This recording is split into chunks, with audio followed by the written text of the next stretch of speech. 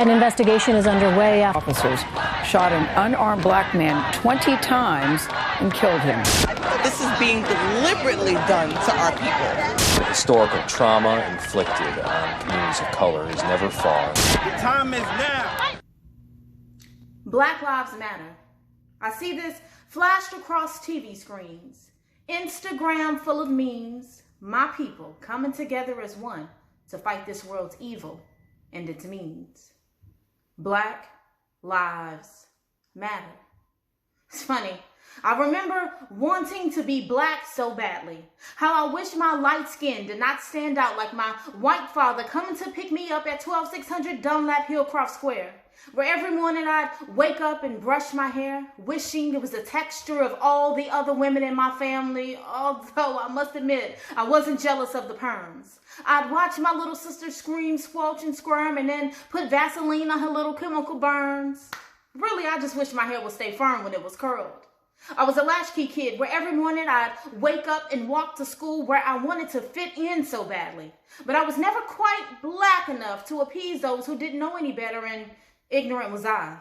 Sadly, I began to feel ashamed of who I was and began to hate the fact that I was half white.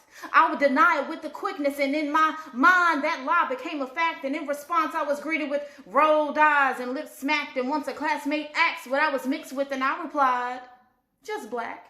And I guess in his mind I was giving him sass, so I was met with, nah bitch, you just poor white trash.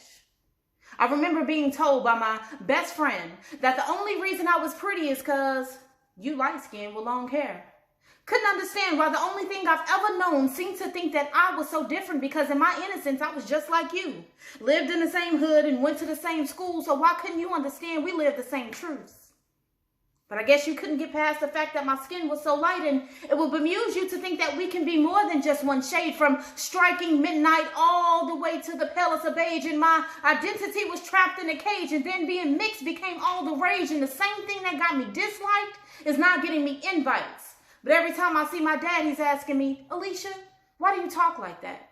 And maybe I should take these diet pills since my derriere is so fat, so I'm not really sure if I'm black or if I'm white, and I don't really know if this is what you would qualify as an identity crisis, but thank God I found my identity in who Christ is. I'm a woman who don't need to be identified by her race. There is no need to label me and put me in a box. X doesn't mark the spot. You no longer have to wonder and guess which one of my parents is black. And me having a lack of melanin doesn't give you the right to attack. Because there's not a Caucasian person walking this earth that ever thought I was white. And my sister says I'll never understand the real black woman's plight. Yo, maybe she's right. But my real father's a king who rules with all his might. So y'all just remember that our spirits won't have flesh when they tell our bodies goodbye. For all you race worshipers, I'll tell God you said hi.